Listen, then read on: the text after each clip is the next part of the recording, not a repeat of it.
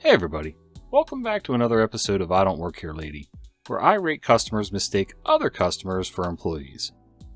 I'm Uncle Reddit, and have I got a story for you. For our first story, you want to complain to the store manager and get a worker in trouble? I don't think so. Participants: K equals Kevin, me equals me, D1 equals deli worker 1, D2 equals deli worker 2, SM equals store manager. This happened a few years ago, so I don't remember all the details, but here it goes. Now, I have a seasonal, and many times my wife will call me with a mini order to get our favorite grocery store. This day is no exception. On this particular day, I'm getting tonight's meal from the deli, and it's close to the time when the workers there are near the end of their shift. As I walk up, I hear an older gentleman, K, is complaining to a deli worker that he can't find what he's looking for. Well, the deli worker explains that he's new and isn't sure where it is and says he'll get someone who can. K gives a grunt and the worker goes and talks to an older lady, D2. D2 comes to K and asks what he needs. She tells him to follow her and she leads him to the chilling aisle near the deli. He replies, "Well, it's about time." I don't know how long this may have gone on, but I get the impression it isn't very long. So D2 gets a location where K's product is put. She looks and then turns towards and apologizes that they're out of stock. At this, Kay stomps and says that she's a terrible employee for not getting him what he wanted. And as all Karens and Kevins do, he threatens to go to the manager and have her fired. Then he storms off. This leaves the poor lady visibly shaken and in tears.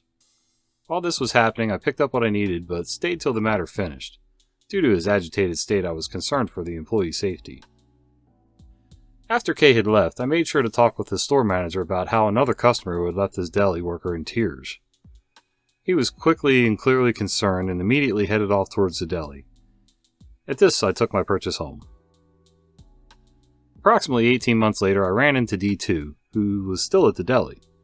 I mentioned how bad I had felt for her and that I had wanted to make sure she didn't get into trouble. She looked at me and said, "That was you?" I replied, "Yes, ma'am, I just didn't want to see you get into any trouble." Well, she thanked me and told me that that particular customer was known for such behavior, and that because of my report, the manager had banned Kevin from the store. While I don't like to see someone get into trouble, even if they really deserve it, it felt nice to know that I had done something to help out. Good for you, OP. I'm glad you at least did something to help, cement the fact that the deli worker didn't do anything wrong and that this guy was just totally unreasonable and a total Kevin. Or Kyle, or whoever. You don't always need to get directly involved with the offender to actually make a difference, so that was a good move. And for our second story, lady, I really don't care if you want to order. Get your hands off me. Hey guys, I'm a longtime reader and I realize I have a story I bet you guys would love from before the times of COVID. Me is me, K is Karen, and CU is Cool Uncle. So a bit of backstory. This happened about 2 years back when I was still in high school. It was summer break and a few friends, my uncle and I, went out for ice cream at one of our local shops to celebrate me receiving an invite to a very prestigious military school here in the States that I'll just refer to as WP. Since it was summer, there was a pretty long line at this tiny place, and they only had outdoor seating. Being that we were a pretty big group, I had my friends go save us a table, and I made a list on my phone with my friends and my uncle's orders, so only one of us had to wait in the line. As I turned to head into the line, I heard it. You know that noise someone makes when they think they're high and mighty? That condescending clearing of the throat. Now mind you, I'm pretty weirdly built for a female. I'm pretty short, like under 5 foot, but I'm bulky from being a wrestler and doing weightlifting. At the time, I think I just had some standard jean shorts and a random shirt with my school's logo on it. Nothing that would have made me seem like an employee at the shop. Not that the actual workers would have ever come outside to take orders or anything. At first I kind of tried to ignore the lady and keep heading towards the line, but she made her throat clearing noise again. And being me, I decided to see what she wanted. Now, I really didn't want to say anything to some random lady, so I sort of just made eye contact and raised my eyebrow at her. She had that pretty stereotypical Karen look, mid-30s with that short cut, fake blonde hair, and tacky acrylic nails. When she realized I acknowledged her, she huffed before talking to me. Karen: "Well, it took you long enough. I want to order."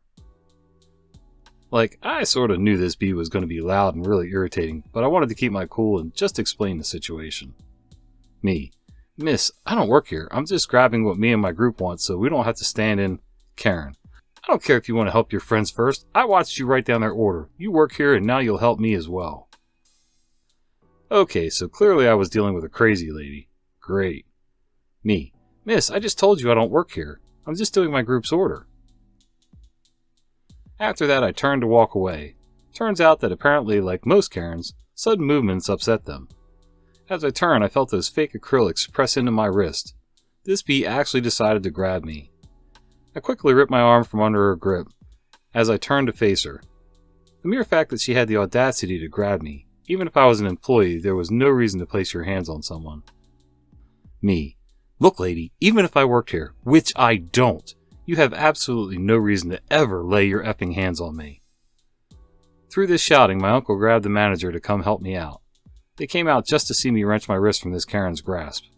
Cool uncle. What the heck are you doing to my niece?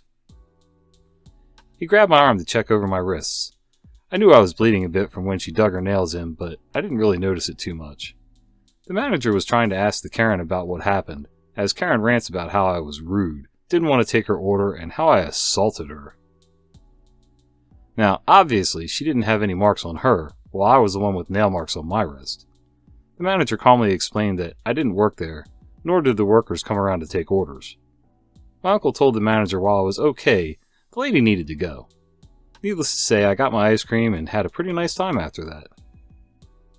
I will never in my life understand why people think they have the right to put their hands on someone. Doesn't matter if you think you're right or wrong or whatever. Unless somebody is directly threatening you or your children or your family, keep your damn hands to yourself. And for our next story, this is a ranch, not a gas station, but please wait here until the sheriff arrives. To set the scene, the area I grew up in was a sparsely populated cattle ranching country, often with more than a mile between houses and dozens of miles between anything that might even superficially resemble a town. This story takes place well before the era of cell phones. The remoteness of the area meant that if anyone should have car trouble, they would be forced to go to the nearest ranch house for help. Keep in mind, these were ranches that ran cattle, not businesses open to the public. But people were friendly and would invariably go out of their way to help anyone who was reasonable and polite. Unfortunately, not everyone qualifies for that description. Late one night when I was about 15, my family was awoken by the sound of a car horn extremely close to the house. We got up and stumbled outside to see what was happening. We were greeted by the sight of a trashy car right at our back door. Given the layout of the yard, this should have been damn near impossible. An older lady staggered out of the car, drunk as could be, and began to yell at us about our terrible service. My dad tried to calm her down enough for her to explain what she was going on about. It seems that she was driving along, realized that she was running low on fuel, and needed to find a gas station. Miracle of miracles, this gem of humanity saw the lights of our property from the highway and made her way down our long driveway towards us. And, saints be praised, there were tanks of fuel all about the garage and shops. In her drunken stupor, she somehow looked at an assortment of ordinary ranch buildings and thought, "Ah, yes, gas station." She went to several of the pumps and tanks, but was flummoxed to discover that they were all either locked or wouldn't turn on, because gas theft is a thing. Enraged, she went in search of the office so she could scream at the manager for this terrible service. But rather than simply stagger around on her own 2 feet until she found the office, she chose to drive around. Finally, she found the back door of our house, assumed she'd hit the jackpot, and started in on the horn. No matter how many times we told her that we were not a gas station and did not sell gas, she continued to yell and scream incoherently at us that we were. Ever try to reason with a raging drunk? Yeah. My father instructed me to call the sheriff while he stalled for time. Knowing the drill from TV, I took note of the car, make and model, and license plate and relayed that when I called. The dispatcher ran the number and told me my information couldn't possibly be right.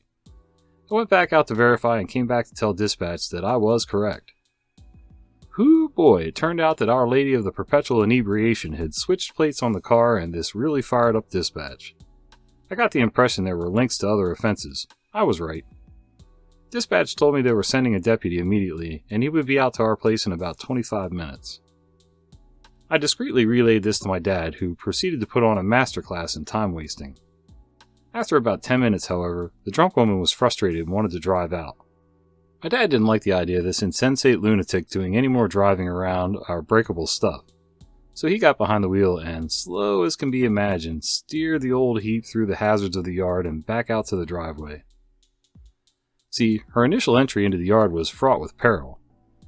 Looking at her tire tracks, we saw that she came just inches from hitting the house, twice, and miraculously missed plowing into our wellhead by what could have only been millimeters. Any of those impacts would have been ridiculously expensive to fix. And, as it turned out, this old broad didn't have insurance. Talk about dodging the bullet. The old dear was screeching endlessly about still needing gas, so my dad pulled in front of one of the pumps and pretended to pump gas in the slowest way possible. I was still on the phone with dispatch, running outside for stuff like getting a better description of her and then coming back to report. Finally, dispatch said their officer was just about to our place. My dad and I were pretty ticked at this point. If the officer arrived while she was still on our private property, there likely wasn't much for him to do other than escort her off. But if they were to catch her on the highway driving drunk? Our highway was so deserted that one could sit by it for an hour or more and not see anyone on it. And there was literally nothing for her to hit near the road, even as she careened off at 100 miles an hour. The only person she was likely to hurt from heading out again was herself. So my dad told her he'd fill her up at no charge. He hadn't given her a drop of fuel, and sent her on her way. I told dispatch which way she went, and in under 2 minutes the deputy had her pulled over. Our involvement in the case stopped there, but between the court notices in the paper and the small town gossip wire, we found out that the lady got into a mess of trouble. In addition to the drunk driving charge, which stuck, and not having insurance and the license plate thing, she was wanted for a number of previous offenses. The whole thing snowballed into one big pile, and the courts decided to give her a nice long vacation behind bars. Maybe if she'd listened the first time we told her that our home wasn't a gas station and we couldn't sell her gas, things would have turned out differently for her. As it turned out, there was one less drunk driver on the road for a while. Let's call it a win. Too long didn't read. Drunk driver mistakes our ranch for a gas station, and won't believe our claims to the contrary.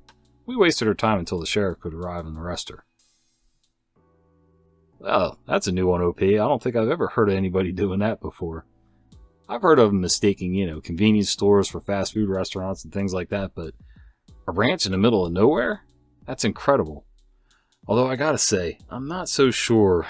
I mean, I get what you were saying about her not getting much of a charge if she was on your property and all that. But she had to get there somehow, so she probably still would have got a drunk driving charge, but I don't know. On one hand, it's better that the deputy witnessed her driving drunk on the public roads. On the other hand, even though there's not much around you, I still would have been pretty leery to send her out on the roads again. I mean, who knows how far she could have got and, hit a town, ran into another ranch house somewhere maybe. I don't know. I got mixed feelings on that one, but I'm glad the deputy got her. And for our next story, sorry ma'am, I am not a taxi. With all the stories I read about angry Karens screaming at people in retail stores, I thought I'd share a nice little incident that happened to me about 30 minutes ago. I work for a parcel delivery company and had just come home after a day of trying to do my part in making sure people get their parcels and presents this December. It's dark outside as I park my car outside my apartment block. As I stop the car, I hear something at my rear passenger door. I turn to see an older lady pulling the door handle. The door's locked. So I roll down the window and the conversation goes like this. Me. Excuse me, ma'am, but I'm not here to pick you up. I just live here. Old lady. Do I need to wear a face mask? She probably didn't hear me before. Me. No, ma'am. I'm just saying that I'm not here to pick you up. I just live here. Old lady, realizing now what I'm saying. Oh, I am so sorry. I thought you were a taxi. I couldn't see due to the darkness. Me. It's totally fine, ma'am. Don't worry about it. Now, to be fair, I drive a car that's very commonly used as a taxi, and my car is white, which is also a very normal color for a taxi in my area.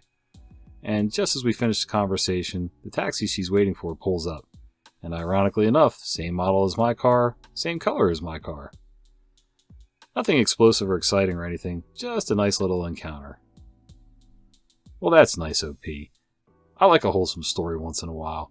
They can't all be nasty and weird and unreal encounters. And it sounds like you kept your cool and had the presence of mind to deal with her gently while you figured out what she was doing and she figured out that she was mistaken. So good for you, OP. Hey guys, thanks for sticking with me all the way through the video. If you enjoyed these stories, do me a favor. How about you click like, subscribe, and click that little bell icon so you don't miss the fat guy with the beard telling you stories. Hey, if you're looking for any merch, and let's be honest, who doesn't want Uncle Reddit merch for Christmas? If you go down in the description box, there's a link to our merch store, where you can get your own Uncle Reddit t-shirt. See ya.